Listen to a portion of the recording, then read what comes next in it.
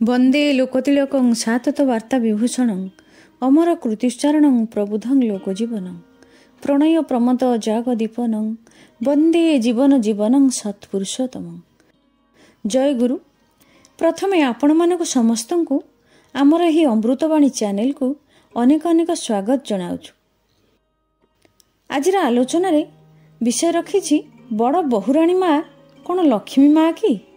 भिडियोटी देखिबा पूर्व आपण जदि यही चैनल नुआ अछंती तेबे चैनलटी को सब्सक्राइब करने को अनुरोध रहिला। यह पूर्व मु बड़ बहुराणी माँ विषय रे किछि तथ्य नहीं गोटे भिडियो अपलोड करी। तेबे केते जन दादा और माँ बड़ बहुराणी माँ विषय रे आउ किछि तथ्य नहीं आसवा पई प्रस्ताव देइथिले।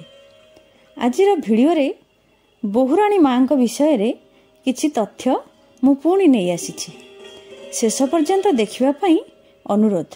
बड़ बहुराणी माँ को आमे लक्ष्मी माँ बोली डाकू। ताहा किपरि शुणंतु मो निज अनुभूतिर कथा। मु जेते थर देवघर जाए बहुराणी माँकर दर्शन केबे भी हुएनी। जेतेबेले प्रथम थर बहुराणी माँकर दर्शन पाइली सेतेबेले बहुराणी माँ आउ परम पूज्यपाद आचार्य देव को एका साथी रे देखिथिली। नाट मंडप पाखरे ही मु तांकर दर्शन पाइथिली। दुई जन जाक पाखापाखि थिले। सेठारे प्रचुर लोक थिले। एते सुंदर दृश्य ताहा वर्णना करिबा असंभव। जेपरि स्वयं लक्ष्मी नारायण स्वर्गरु ओह्लाई आसुछंती। से दृश्य मु आज पर्यंत भूली पारु नाही। बारंबार मोर आखि आगरे से दृश्यटी जेपरि झलसी जाउछि। आ गोटे कथार वर्णना करुछि। सेठारे जणे माँ सहित मोर देखा होइथिला। कथा हे हो माँ जनक कहिले बहुराणी माँ विषय रे। माँ जनक कहिले मु बहुराणी माँ पई खंडे साड़ी आनिथिली तांको उपहार देवा पई। देखंतु से किपरि मन कथा बुझी पारंती। आसंतु जानिबा। से माँ जनक कहउछंती जे मु ठाकुर मूर्ति पाखरे निवेदन कली कि ठाकुर मु बहुराणी माँ पई खंडिए साड़ी आनिछि किपरि तांको देई परिबी। एपरि प्रणाम करी ऊपर को गली। जा हेउ से समय रे सेठारे केही नथिले। एकदम फांका थिला। मु सेठी पहुँचिला परे किछि समय रे जणे माँ आसिले। तांको मु काहींके आसीछि कौन चाहूँची सबु कथा कहली। मोर कथा शुणी आसीथिबा माँ जनक कहिले हौ तुमे गोटे साइड होई रुह अपेक्षा कर। बहुराणी माँ तो सबु समय रे दर्शन दियंती नाही। जदि तुम भाग्य थिबो ताहले तांकर दर्शन पाइबो। एहा कही से चली गले। समय सेतेबेले सकाळ 10:30 हेबो।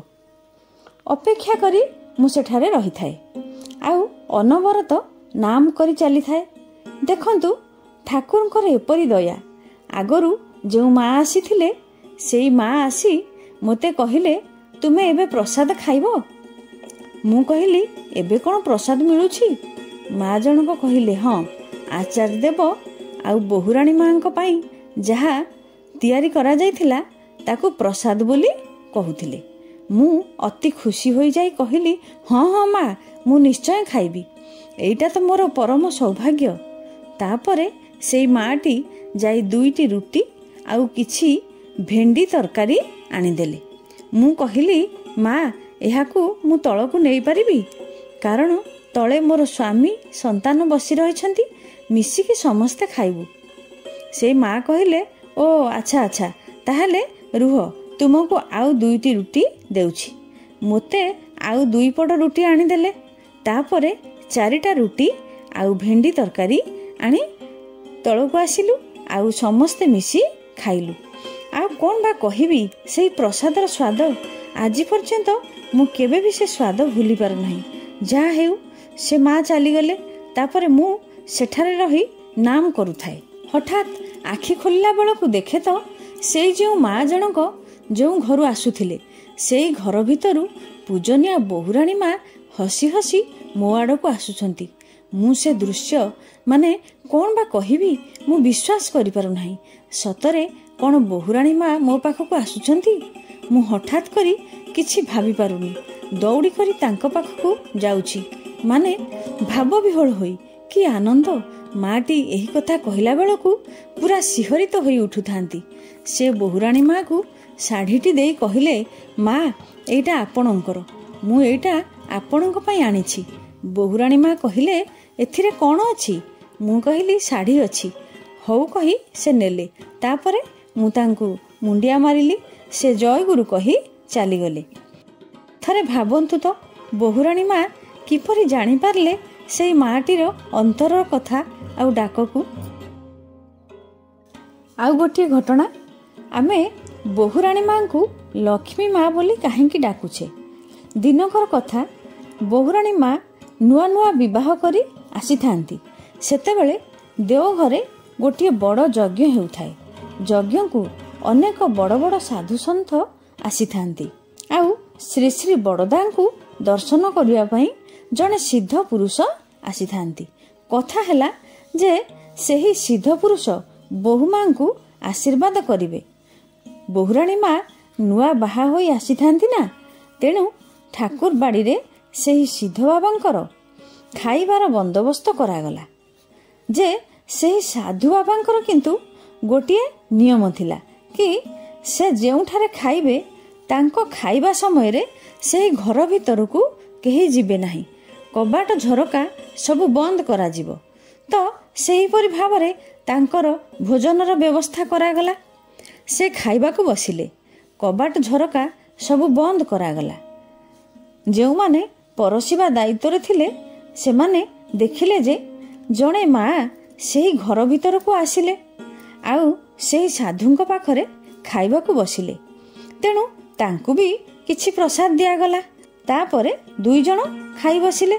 ଖାଇବା ପରେ ସେହି ମା ଜଣକ ହାତ ଧୋଇ ଚାଲିଗଲେ। ସେ ତ ଆଉ ଆସିଲେ ନାହିଁ। ତାପରେ ସିଦ୍ଧ ବାବା ଜଣକ ଖାଇସାରି ବାହାରକୁ ଆସିଲେ।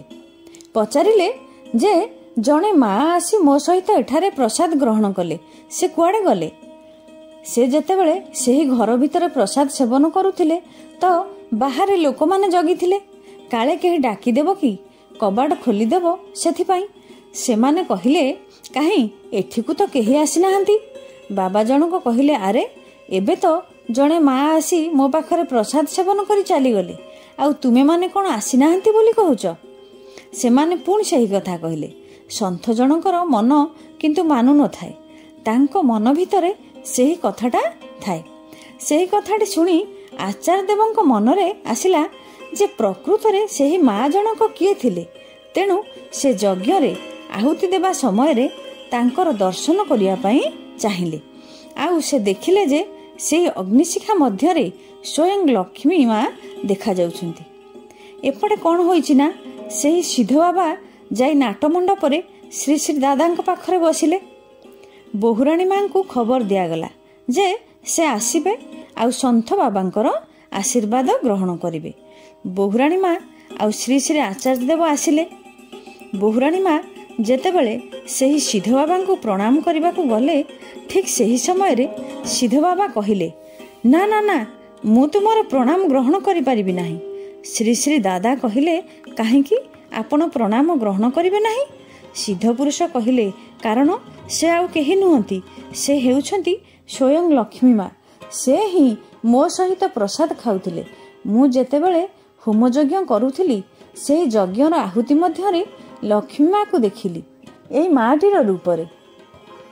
ଇଏ ସେହି ଲକ୍ଷ୍ମୀ ମା, ସ୍ୱୟଂ ଲକ୍ଷ୍ମୀ ମା, ଆଉ ଇଏ ଯୋଡ଼ି ହେଉଛନ୍ତି ସ୍ୱୟଂ ଲକ୍ଷ୍ମୀ ନାରାୟଣ।